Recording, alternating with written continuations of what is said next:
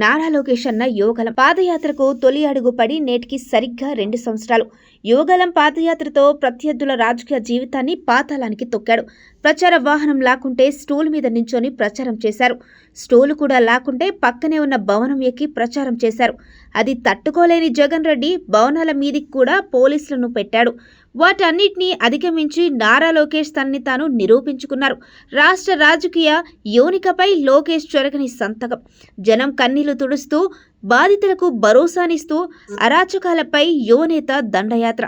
ప్రజలతో మమేకమై 2026 రోజుల పాటు 3132 కిలోమీటర్ల చారిత్రాత్మక పాదయాత్ర.